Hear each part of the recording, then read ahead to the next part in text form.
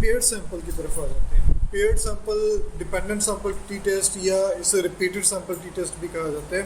यानी आमतौर पे ये टेस्ट की सिचुएशन क्या होती है, बिफोर एंड आफ्टर, यानी बिफोर ट्रीटमेंट और आफ्टर ट्रीटमेंट, बिफोर ट्रीटमेंट और आफ्टर ट्रीटमेंट। ट्रीटमेंट से मुराद कुछ भी हो सकती थी, ट्रीटमेंट से मुराद सिर्फ मेडिसिन नहीं है।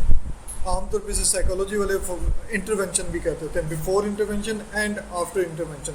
किसी मेथड को यूज़ करने से पहले परफॉर्मेंस और मेथड को यूज़ करने के बाद परफॉर्मेंस। आमतौर पे इसका जो यूज़ है ना वो मुख्तलिफ सिचुएशन में आता है, जैसे वो साइकोलॉजी में भी इसका बहुत यूज़ आ जाता है, मेडिसिन में बड़ा यूज़ आ जाता है।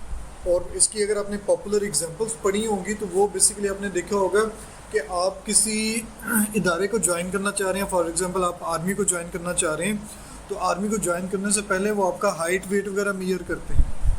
अब आपने देखा कि आप जो है वो अंडर वेट हैं या ओवर वेट हैं, तो आप किसी फिटनेस सेंटर से रब्ता करेंगे और उसे बताएंगे कि मुझे जो है कोई ऐसा कोर्स, कोई ऐसा सिस्टम बताएं, ऐसी डाइट दें, ऐसी एक्सरसाइज बताएं कि मेरा जो वेट है वो उनकी रिक्वायरमेंट के मुताबिक हो जाए। वो आपको मुख्तलिफ किस्म की पॉसिबल ट्रीटमेंट देंगे। ट्रीटमेंट से मुराद क्या है, मेडिसिन भी हो सकती थी, एक्सरसाइज भी हो सकती थी, आपका लिविंग स्टाइल भी हो सकता था, या इस तरह की सारी चीज़ों का कोई मिक्सचर भी हो सकता था। उसने आपको, यानी वो जो फिटनेस सेंटर है, उसने कहा जी 1 महीने, अगर आप ऑलमोस्ट 1 मंथ के करीब शायद टाइम होता है, 1 मंथ आप मेरी ये चीज़ यूज़ करें, इसका कोर्स कंप्लीट करें, तो आप जब नेक्स्ट टेस्ट के लिए जाएंगे तो आपका वेट जो वो कंप्लीट हो चुका होगा। हम बेसिकली यहाँ पे क्या करना चाह रहे हैं कि वो जो ट्रीटमेंट आपको दी गई थी, क्या वो इफ़ेक्टिव ट्रीटमेंट थी या नहीं थी। इफ़ेक्टिव ट्रीटमेंट से क्या मुराद है, यानी वो जो फिटनेस सेंटर है उसे इल्हाम नहीं हुआ, उसे ऐसे नहीं पता चल गया कि इस कम्बिनेशन को या इस ट्रीटमेंट को अगर हम यूज़ करें तो वेट बढ़ जाएगा, इसे यूज़ करें तो कम हो जाएगा। उसके पीछे उसकी पूरी स्टैटिस्टिक्स लाजमी होगी। फिटनेस में जिन लोगों ने एडमिशन लिया था डिफरेंट ग्रुप ऑफ पीपल्स को, उन्हें उसने लाजमी तौर पे स्टडी किया होगा कि इस डाइट प्लान से वेट बढ़ रहा है और किस मिकदार से बढ़ रहा है, इस डाइट प्लान से वेट कम हो रहा है। उसके बाद ही उसने आपको सजेस्ट किया, या आपका अपना सेंटर है और आप चाह रहे हैं कि ये चीज़ें इंप्रूव की जाएँ, तो डेफिनेटली आप एक ग्रुप ऑफ पीपल को स्टडी करेंगे। पेयर टेस्ट में जो इंटरेस्टिंग चीज़ है, एक ही ग्रुप ऑफ पीपल को आप 2 दफ़ा पढ़ रहे होते हैं, 2 दफ़ा उससे डाटा कलेक्ट करते हैं। इंडिपेंडेंट में आपके पास दोनों ग्रुप डिफरेंट होते हैं, एक दूसरे पे इफेक्ट नहीं कर रहे होते। इसमें ग्रुप ऑफ पीपल एक ही होता है, यानी 8-10 लोग, 20 लोग, 50 लोग, जो भी आपने सेलेक्ट किए, बिफोर ट्रीटमेंट स्टडी करेंगे, ट्रीटमेंट उसका यानी वेट नोट कर लेंगे, फिर आप वो ट्रीटमेंट शुरू करवाएंगे। जब वो ट्रीटमेंट का कोर्स कंप्लीट हो जाएगा, उसके बाद आप फिर दोबारा उसे मेजर करेंगे, दोबारा वेट मेजर करेंगे, बिफोर एंड आफ्टर, यानी सेम ग्रुप आप स्टडी करें। हाँ, एक सिचुएशन हो सकती है जिसमें दोनों ग्रुप डिफरेंट हों और हम फिर भी पेयर टेस्ट लगाएं, यानी बाज़ार में फील हो कि दोनों डिफरेंट ग्रुप हैं लेकिन टेक्निकली वो एक ही ग्रुप होंगे, यानी बिफोर एंड आफ्टर या डिपेंडेंट की बात होगी। वो किस तरह से हो सकता है, एक तो हमने बात की मेल और फीमेल की, कि आपकी क्लास में हम मेल और फीमेल को कंपेयर करना चाह रहे हैं, तो इस सूरत में इंडिपेंडेंट होगा, क्योंकि मेल और फीमेल की जो परफॉर्मेंस है क्लास के पॉइंट ऑफ व्यू से वो एक दूसरे से इंडिपेंडेंट है। लेकिन आप इसे थोड़ा सा मॉडिफाई कर लें, सपोज कर लें कि हम ऐसा ग्रुप ऑफ पीपल स्टडी कर रहे हैं जिनमें जेंडर मेल और फीमेल जो वो आपस में हस्बैंड एंड वाइफ हैं, यानी आपने हस्बैंड एंड वाइफ को स्टडी किया, बाजार जेंडर के पॉइंट ऑफ व्यू से वो इंडिपेंडेंट लग रहा है लेकिन वो डिपेंडेंट है, एक दूसरे पे डिपेंड करते हैं। और सिंपल सी स्टेटमेंट क्या होगी कि अगर एक अफेक्टेड है तो दूसरा ऑटोमेटिकली इफेक्ट हो जाता है, एक डिप्रेस्ड है तो दूसरा भी डिप्रेस्ड हो जाता है। ठीक है, तो ये जब दोनों ग्रुप आपस में इस तरह से डिपेंड कर रहे हो, कोई ब्लड रिलेशनशिप एग्जिस्ट करता हो, देन हम डिपेंडेंट टेस्ट ही करते हैं, अदरवाइज हम बिफोर एंड आफ्टर सिचुएशन की तरफ आ जाते हैं।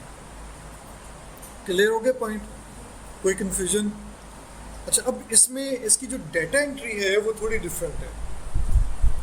इंडिपेंडेंट टेस्ट में डाटा एंट्री किस तरह से थी कि जो आपका मेजरमेंट वेरिएबल था, जो आपका टेस्ट वेरिएबल था, वो आपके पास एक कॉलम में था, जैसे एज एक कॉलम में है, और इसी तरह से जेंडर दूसरे कॉलम में होगी। यानी आपके पास 2 कॉलम या 2 वेरिएबल अलग अलग होना ज़रूरी है सॉफ्टवेयर के पॉइंट ऑफ व्यू से। ठीक है, यानी ये जो एज 20 है ये किसी पर्टिकुलर फॉर एग्जांपल मेल की है, वो मेल नंबर 1 कस्टमर नंबर 1 है, ये सेकंड कस्टमर है, ये थर्ड कस्टमर है, मेल फीमेल मिक्स है यहाँ पर। ठीक है, जब हम बात करेंगे डिपेंडेंट टेस्ट की तो उसमें बेसिकली हम क्या करेंगे, उसमें आप एक तरह से यूँ समझ लें बिफोर एंड आफ्टर सिचुएशन जो है उसके दो अलग अलग कॉलम बनाएंगे कि before treatment, before using treatment आपके पास डाटा या ऑब्जर्वेशंस क्या थी, और फिर आफ्टर जो ट्रीटमेंट है तब आपके पास ऑब्जर्वेशन या डाटा पॉइंट्स क्या थे। ये एक ही कॉलम में नहीं होगा, या हम इसका इस तरह से नहीं बनाएंगे कि यहाँ पर हम बना दें फॉर एग्जांपल वेट, और दूसरा हम बना दें सपोज ग्रुप, और ग्रुप में हम यहाँ पर, बल्कि मैं इसे थोड़ा सा फर्दर मॉडिफाई कर देता हूँ। ग्रुप में हम करते हैं one for example stands for before and two stands for after. ठीक है, अब ज़ाहिर ऐसे लगता है कि हमने यहाँ पर वेट देने और ये बता देना कि ये बिफोर मेजरमेंट है या आफ्टर मेजरमेंट है। ऐसा नहीं करना, दो वेरिएबल नहीं बनाने इस तरह से, इससे और तरह से दो वेरिएबल बनाने, यानी बिफोर वाला डाटा बिल्कुल अलग होगा और आफ्टर वाला डाटा बिल्कुल अलग होगा। अभी वो आपको समझ भी आ जाएगी। तो हम ऐसे रफली जो है ना कोई डाटा सा ले लेते हैं, अज्यूम कर लेते हैं कि आपने अपना वेट इम्प्रूव करना था। आप किसी फिटनेस सेंटर के पास गए, उसने आपका वेट मेजर किया और सपोज कर लें वो आपका वेट जो है वो कुछ इस तरह से है। मैं ऐसे रैंडम दे रहा हूँ, तो ये किसी से मैच भी कर सकता है और नहीं भी कर सकता। ठीक है, सपोज ये डाटा था आपके पास कि before taking any kind of treatment और इंटरवेंशन आपका एक्चुअल वेट क्या था। उसने आपको की पर्टिकुलर ट्रीटमेंट दी, मेडिसिन दी, exercise, diet plan, living style, कुछ भी आपको जो भी उसका पॉसिबल था उसने आपको बताया। और जब वो कोर्स कंप्लीट हो गया, उसने फॉर एग्जांपल 1 मंथ का आपको कहा था, 15 दिन का कहा था, वट एवर वो जो भी सिचुएशन थी। 1 मंथ के बाद उसने आपने अपना वेट फिर मेजर किया और आपने वो वेट नोट कर लिया। और अब देख लें कि हम किसी इंडिविजुअल की बात नहीं कर रहे, ग्रुप ऑफ पीपल की बात कर रहे हैं। इंडिविजुअल कंपैरिजन हम नहीं कर सकते। ये आपने शुरू में ही पढ़ा होगा कि सिंगल ऑब्जर्वेशन पे स्टैटिस्टिक्स अप्लाई नहीं होती।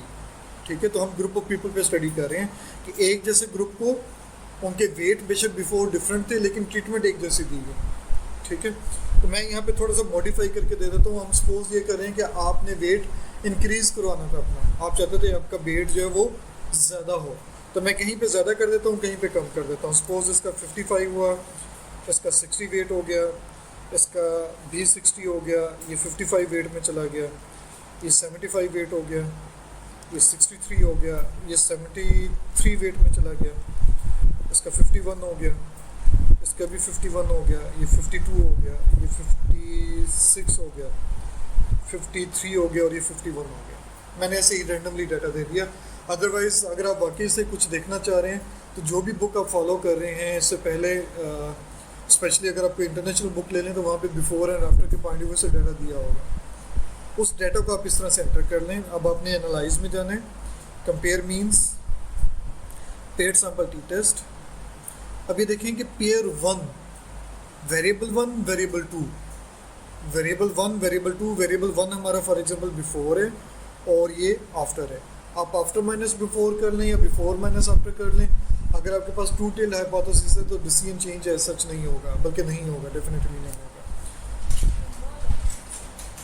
नहीं होता जी। टू टेल में नहीं होता, 1 टेल में होगा, 2 टेल में नहीं होगा। ठीक है, अच्छा अब जो है एक से ज़्यादा पेयर भी हो सकते थे, यानी आपकी स्टडी में बहुत सारे ऐसे ग्रुप हैं जो जिनमें बिफोर एंड आफ्टर आ रहे हैं। आप उन ग्रुप को कंपेयर करना चाह रहे हैं, देन आप एक से ज़्यादा पेयर ले सकते थे। स्पेशली हमारी स्टडी में तो शायद ऐसा ना हो, जो साइकोलॉजी की स्टडी करते हैं उनमें बहुत सारे वेरिएबल ऐसे पॉसिबल हैं सोशियोलॉजी साइकोलॉजी में जिसमें बिफोर एंड आफ्टर सिचुएशन आ रही है। तो आप एक वक्त में एक से ज़्यादा पेयर्स बनाकर उनकी आउटपुट ले सकते हैं। तो हम इसे ओके कर देते हैं। तो देखें आपके पास इस वक्त 3 टेबल आ गए हैं। पहला है पेयर सैंपल स्टैटिस्टिक्स का, यानी जो बिफोर है उसमें मीन क्या बनता है और आफ्टर में मीन क्या बनता है। पेयर 1 जो कि हमने एक ही पेयर बनाया था, एक ही ग्रुप यानी एक ही स्टडी की थी, बिफोर एंड आफ्टर 13 ऑब्जर्वेशन है, 55.92 बिफोर के है और 58.07 आफ्टर का है। इस तरह से स्टैंडर्ड डेविएशन है और स्टैंडर्ड एरर ऑफ मीन है आपके पास। डिपेंडेंट सैंपल्स हैं तो इनमें कोरिलेशन ज़्यादा है, तो इसका मतलब है कि दोनों ग्रुप्स में कोई रिलेशनशिप एग्जिस्ट करता है, सिग्निफिकेंट है। और ये पी स्टैटिस्टिक्स आपके पास आ गई, टी स्टैटिस्टिक्स, ये टी वैल्यू है -1.738, और इसकी अगर हम पी वैल्यू देखें तो 0.108 आ रही है, 2 टेल्ड में है। अगर हम इसे 1 टेल करें तो 0.054 बन जाएगा, 0.054, ठीक है। तो यानी ये 10% पे तो सिग्निफिकेंट है, लेकिन 5% पे सिग्निफिकेंट नहीं है। सिग्निफिकेंट होने का मतलब क्या होगा कि जो एच नॉट था वो क्या होगा, there is no difference, average यानी जो ट्रीटमेंट आपने यूज़ की उससे कोई सिचुएशन चेंज नहीं हुई, वेट इम्प्रूव नहीं हुआ। H1 क्या होगा कि इम्प्रूवमेंट आई। फॉर एग्जांपल अगर आप वेट इंक्रीज़ की बात करें तो वेट इंक्रीज़ हुआ, अगर आपने डिक्रीज़ के वाले से किया था वो डिपेंड आपने करता है कि अल्टरनेटिव बनाया क्या है, ठीक है। तो हम ये अज्यूम करें कि वेट इंक्रीज़ हुआ तो 10% पे फिर आपका वेट इंक्रीज़ होता है, 5% पे नहीं होता। इस चीज़ को एक और तरह से देख लें, मैं यानी एक दो वैल्यूज़ जो है ना थोड़ी मज़ीद मॉडिफाई कर देता हूँ। इसे हम सपोज 57 कर देते हैं और ये 52 वगैरह कर देते हैं, और अब ट्राई करते हैं।